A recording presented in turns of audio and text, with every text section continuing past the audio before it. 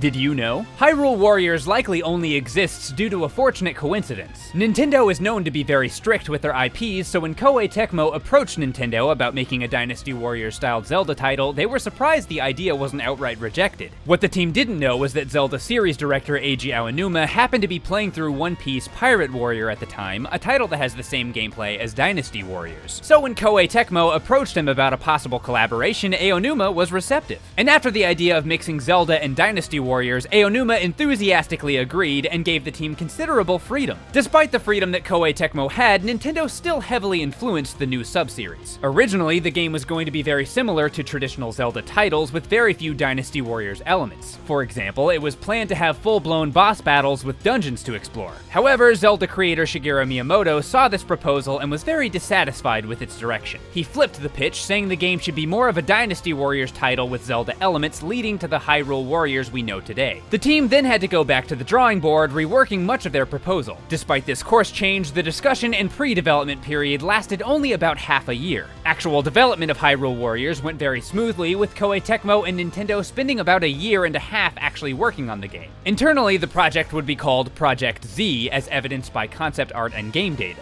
In the Japanese version of Hyrule Warriors for the Wii U, there are several unused files relating to the game's early development. Several portraits from Dynasty Warriors 8 can be found, along with several assets relating to Tingle. This suggests that Tingle was originally planned to be a base game character, but was cut during development. In-game text and some code also exists for Tingle, but in nowhere near completed state. The code also suggests he would use his balloon as a weapon, which might suggest his DLC appearance in the Majora's Mask pack didn't differ too much from his original planned appearance. In an interview shortly after the game's release, it was revealed that Aonuma pushed back against the idea of Tingle being in the game. This was due to Western fans disliking the character and Aonuma wanting to prevent backlash and annoyance. Tingle wasn't the only character left on the cutting room floor. Linkle, initially a female alt of Link, was also proposed by Koei Tecmo early in development. The team gave her a sword at first, but later decided they wanted to use crossbows as a reference to Link's crossbow training on the Wii. Koei Tecmo had a difficult time deciding what role she would play, such as if she'd be Link's sister and what the implications of that would be.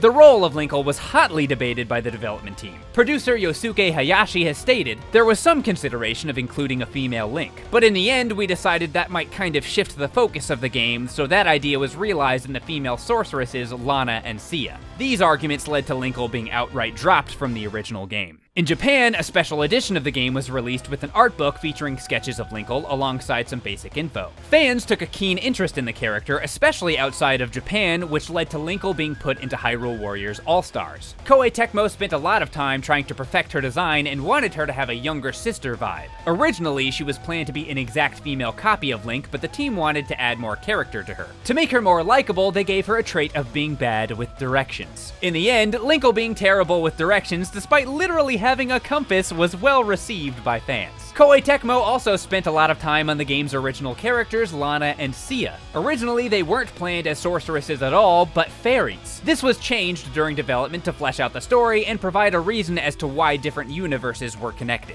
The team also considered adding Wind Waker content to the original Hyrule Warriors. However, many thought Wind Waker differed too much visually from Twilight Princess, Skyward Sword, and Ocarina of Time. When Nintendo and Koei Tecmo decided to make a 3DS sequel, they chose to include a Wind Waker epilogue to the game's story. This wasn't the only story change in the Hyrule Warriors series, with Linkle's introduction in Hyrule Warriors All-Stars being more ambitious. Originally, the team envisioned Linkle wandering into the Temple of Souls. Girahim would present and would be placing a curse on Link. Darunia and Lana would then show up and start competing with Girahim in a dance-off to rescue Link. Linkle would approach the dancing group and try to put a stop to everything. However, when she got closer to Link, much to her horror, she discovered that it was actually Tingle. In the end, it would all be a dream. The team decided to cut this bizarre story sequence and focus on Linkle's character development. When making the DLC for the Wii U and 3DS versions, the team decided to approach each DLC with a theme. For the Wii U, Koei Tecmo wanted to focus on console Zelda releases, while with the 3DS they focused on handheld games. The developers were very passionate about what characters should make it in, often leading to intense arguments. At WonderCon 2016, producer Yosuke Hayashi revealed one fan-favorite character they often discussed. Groose from Skyward Sword was heavily considered for the game's roster or DLC, but was sadly passed over.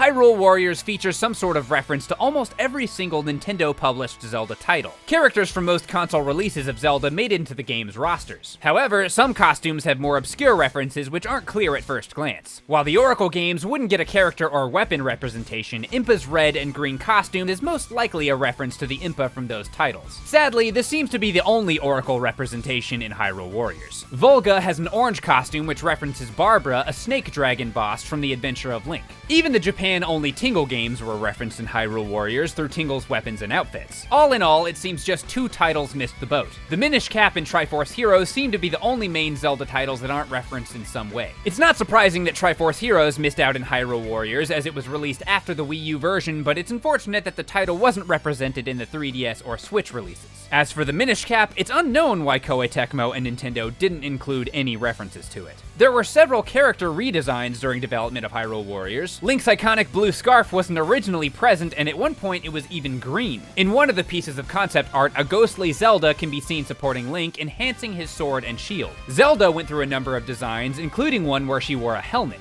Sheik also had several scrapped designs before the team decided to stay close to their Ocarina of Time appearance. These weren't the only characters that were changed. Tetra was originally planned to use bullets, but due to age rating concerns, her weapon was changed to a water pistol. The 3DS version's box art also had to be redrawn to bring it in line with age ratings. Originally, Koei Tecmo wanted Link's sword to be front and center, pointing at the viewer, but it had to be altered to ensure a lower age rating.